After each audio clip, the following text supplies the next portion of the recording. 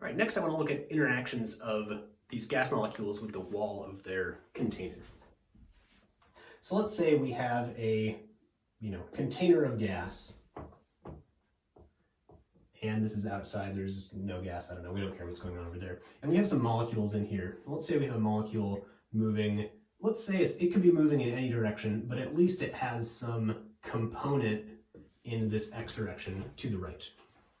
Okay, so when our molecule collides with the wall of this container, it is going to bounce off in the opposite direction. And in fact, it has to do this because of energy conservation. In fact, energy conservation says it's going to have the same speed before and after.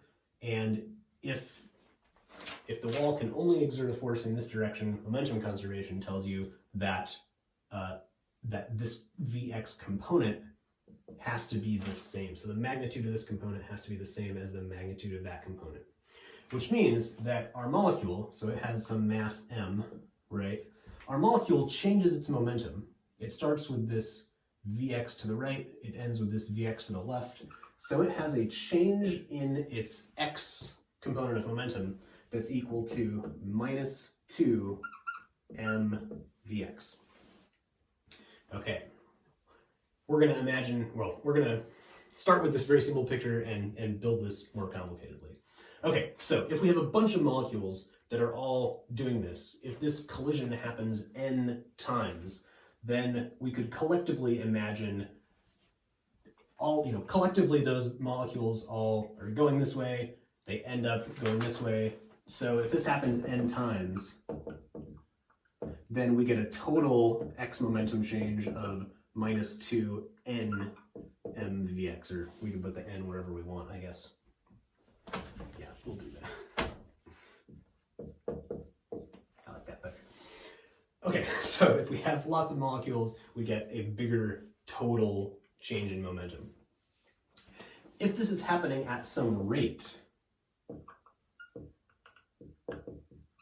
so some rate, that is some number of molecules over some time interval, then we're going to have some rate of change of momentum, right? So delta px delta t is going to be equal to n over delta t times minus 2 mvx. Okay, now this delta px delta t, for the change in momentum of the particles divided by the change in time, some of you will remember that this delta p is called the impulse, and impulse over delta t is force. So for this change in momentum to happen, this has to be the average force exerted on the particles. And for that to be true, Newton's third law says that if the particles are feeling a force from the wall this way, the wall must be feeling a force from the particles that way, which means that the average force on the wall is equal to the opposite of this, so that is n over delta t times 2 mvx. Some of you probably see where this is going, but I'm not going to give it away yet. Okay, so this is the force, assuming that the particles are hitting the wall at some particular rate, and we're also assuming that this velocity now, this is like some average x velocity, right? We could potentially have different x velocities. We're just assuming this is some average value. Okay, the number of particles that do this, you can figure out. It depends on it depends on the density of particles, because if there are more particles, more of them can hit. It also depends on how fast they're going, because if they're going faster, ones can start further away and still make it to the wall and collide during this time interval delta t. So, the number of collisions you can have in a particular time interval is equal to, let's just give the pieces. So Vx times delta t, this is a distance from the wall that they can start and still make it to the wall during this time interval delta t, right? If they're going this way at this rate, they're going to be able to make it to the wall if they are a distance of this or less away. this distance times an area gives us this area is the area of the wall here, right, in like 2 dimensions. So this this distance times this area gives us a volume of some part of the container that can have particles hitting the wall. This volume times N over V, so this is the density of particles, the number density of particles in the chamber. So this is like the number of particles that are within range of the wall, close enough that they can make it and collide in this certain amount of time. And then lastly, there's a factor of a half, because for the Vx components, half the molecules are going this way and half the molecules are going this way. So we only get half of this N over V because of this, which direction is Vx thing. Okay, so this is the number of collisions we can have in some time interval delta t. So I can plug this into this equation and get that the force on the wall is, so plugging the number of collisions into here, I get 2mvx times n over delta t, which is 1/2 n over v a times vx. And I should be a little careful here. This n is the number of particles total. This is the number of collisions that I get. This is also the number of collisions, right? This is not the number of particles. So this n and this n are different. So this n over v is our total number of particles though. Okay, so our 1/2 cancels with our 2, and we are left with the following. We have n over v, and this is v volume. I'm drawing it with those little lines to show that it's a capital V, not our lowercase v velocity. N over v times m times vx times vx, so that is vx squared times a, our area.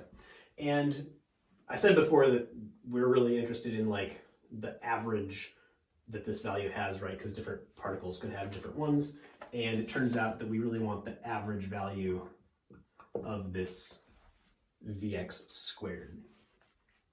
All right. So the average value of this Vx squared is kind of a funny thing, and we can draw some pictures with some vectors to kind of explain what's going on here better. But let's just say this: our total velocity, right, is like sum of Vx in the x hat direction plus Vy in the y hat direction plus Vz in the z hat direction.